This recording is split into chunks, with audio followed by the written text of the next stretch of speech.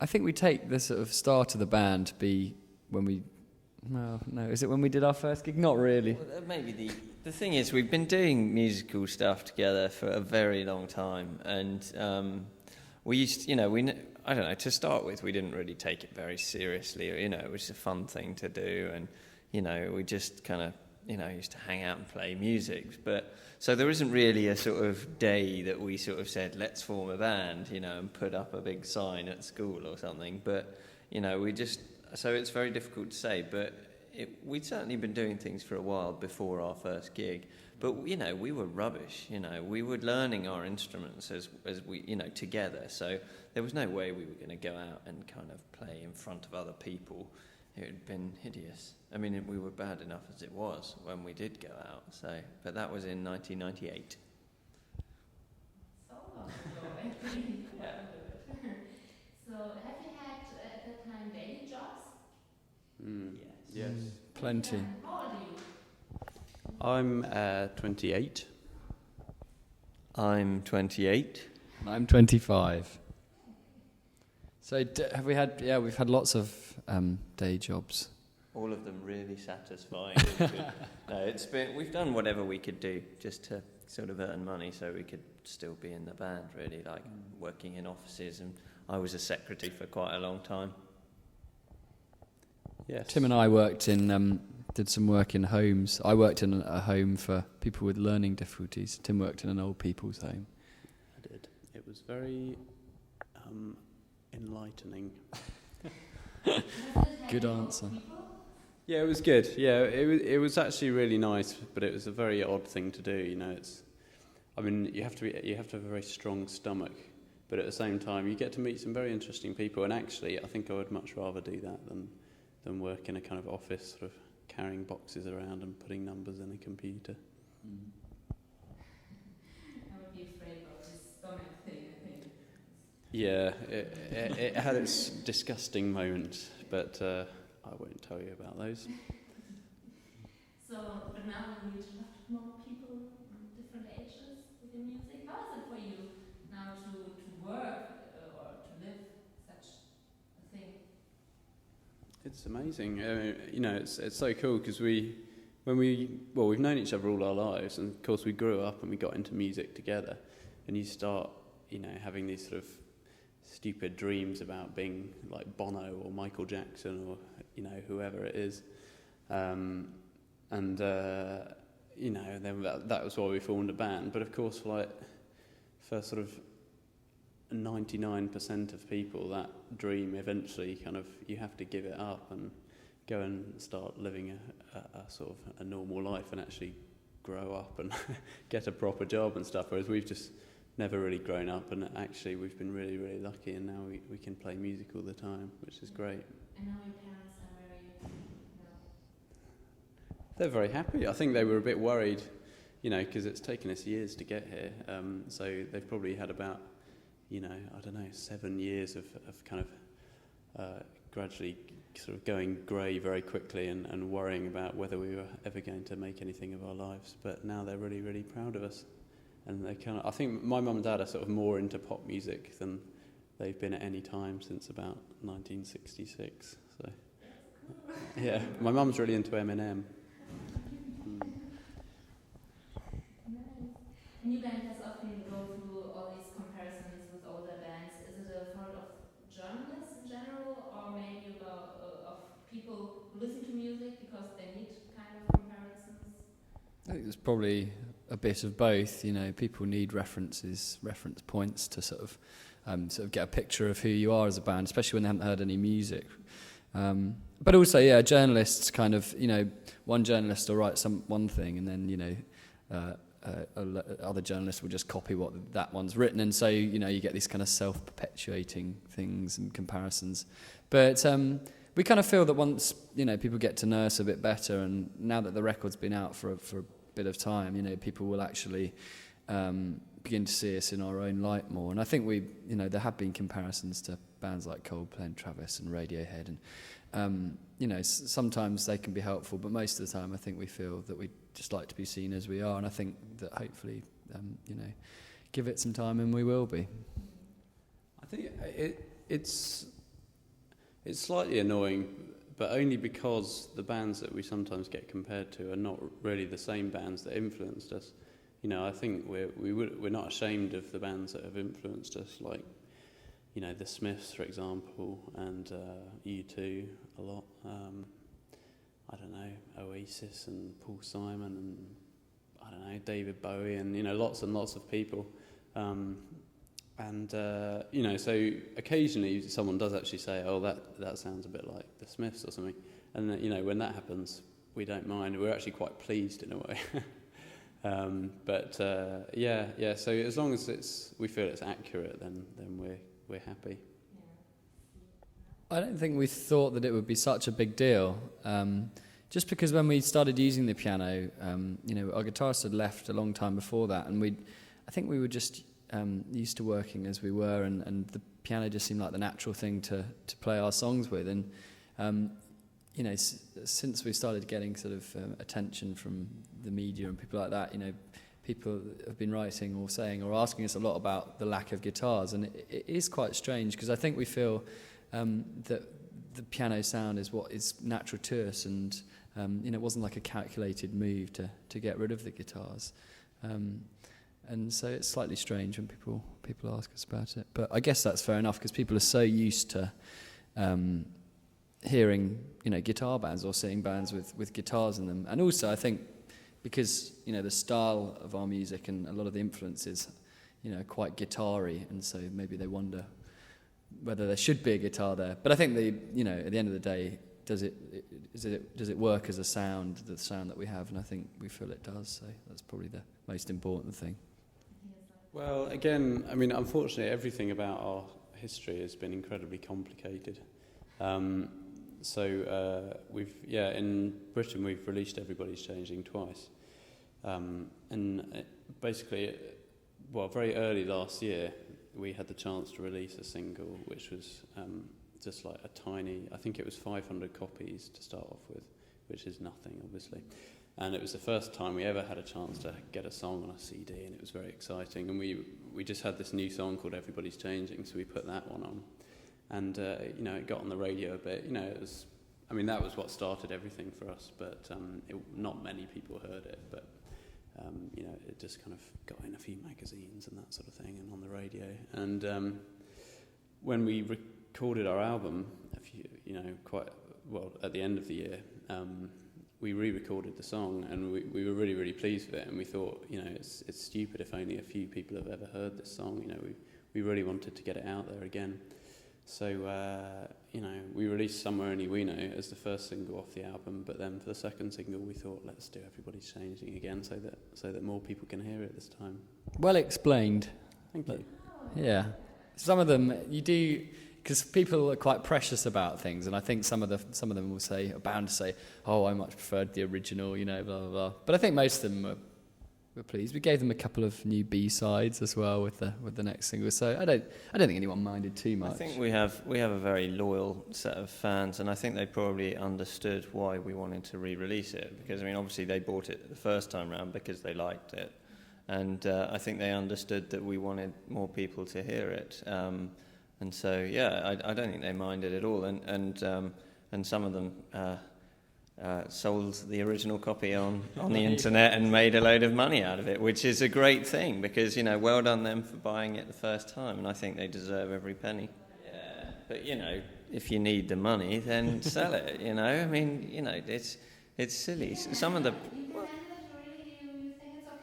Yeah, I do think it's okay, you know. I mean, if somebody's prepared to pay, you know, a lot of money for the CD, then they're going to treasure it. Obviously, they really want it, and you know, I'm sure they'll enjoy having it. And if one of our loyal fans who, you know, who bought it first time round, you know, needs a bit of money, then yeah, sell it. You know, it's only a piece of plastic. You know, you can't take it with you. Controversial. Well, that is just my opinion, by the way. I don't know what these guys think about it. I talked to a lot of musicians, and they're absolutely like Lars Ulrich from Metallica. So. Yeah. Well, he's probably a bit poor himself. He probably needs a few pence, doesn't he? Yes, very bad. It's very important try and get out there and play to as many people as you can, because I think it's such an important way of expressing yourself as a band, as well as the recording side of things. There's something very exciting about seeing a band play live. And especially if you enjoy it and you're good at it, which I think we feel we are reasonably good at it. So it's nice to get out there and do that for people. And supporting Star Sailor and Travis and bands like that has also been great for us, because they've got the kind of fans who are probably open to our type of music, and it's a way to expose your music to a lot of people. And we did those 2 tours before our album came out, so again, it was another way of getting out there and playing to as many people as we could. And we're doing it all this year, and we're gonna try and continue, to keep doing it as long as we can, I think. Another really good thing about playing live is that you actually get to meet people, and you can talk to them, and if they want to find out about who you are, where you come from, what kind of people you are, then they can do that at a gig, especially if it's a small one and you're a new band, and you're not being driven around in limousines as soon as you get off stage and all that ridiculous stuff.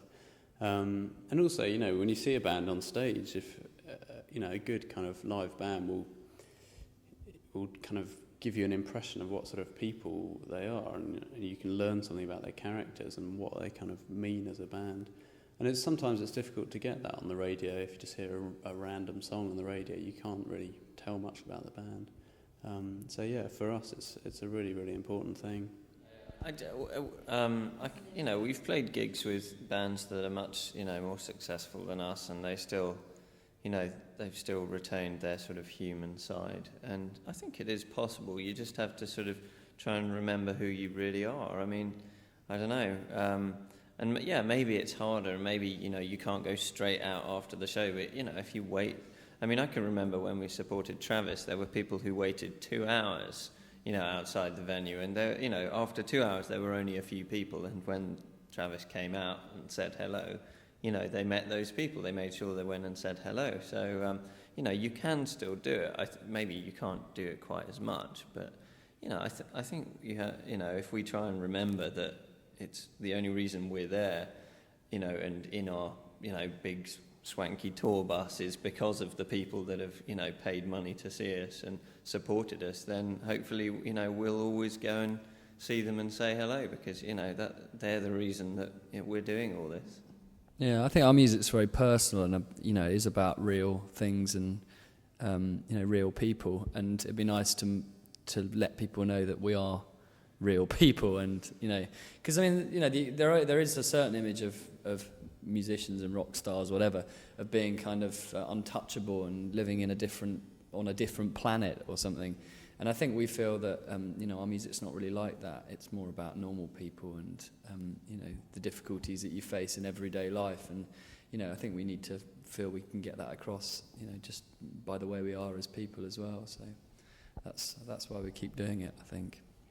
Yeah, well, exactly. We haven't met any yet, so we're trying to keep our feet on the ground. But that's the thing. If I saw a Hollywood star or someone like that, my legs would turn to jelly and I'd be starstruck. Whereas we don't really see ourselves like that. We kind of feel like pretenders in the world of fame.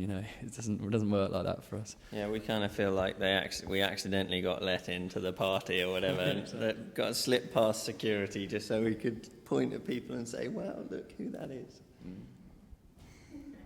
Yeah, I like sending emails on my BlackBerry, and I think I could live without it, but it certainly, when you're on the road a lot, being in touch with people is one of the hardest things you can, to do, especially when you're in different time zones, or you're flying, or you're doing lots of interviews and things. So anything that makes it easier to talk to your friends and family back home is very precious when you're in a band. I'm very greedy when it comes to food. I just can't stop eating sometimes, even though I know I should eat less. It's very bad. So it doesn't show. Oh, yes, it does. That's just the camera it puts on weight,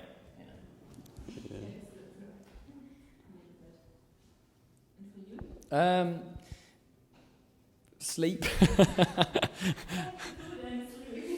Well, I'm quite weird because I can fall asleep. I don't. Well, actually, this isn't that uncommon, but I can fall asleep anywhere and at any time if required. I'm a kind of legendary cat napper, I suppose, and it's a very useful thing to have in a band because very often you're doing things at odd times, and just catching a bit of shut eye here and there can be very helpful. So it's very annoying for the rest of us because if we're on the bus or something, Tom will just say, "All right, well, I'll see you in Scotland," and just sort of go like that, and he will just 6 hours later you'll arrive in Scotland and you go, "Oh, are we there? Oh, that was quick." And you just sat there kind of looking at your watch.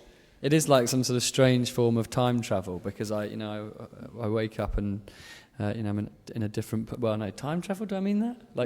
Yeah. And also, Tom's now learned how to sleep through takeoff on aeroplanes, and anyone that can sleep while the plane is taking off or indeed landing, I think, deserves some kind of special prize. We were on 2 flights this morning. Can you? Yeah, it's. Well, I think I love it. it's such a great talent. Maybe it's good for you because you can get his food on the plane while you're sitting. You are the loser in this. Yeah, because I have to switch off my phone. Yeah, exactly. Okay, another thing is, if you could swap lives with someone, who would you like to be? Oh, Tom.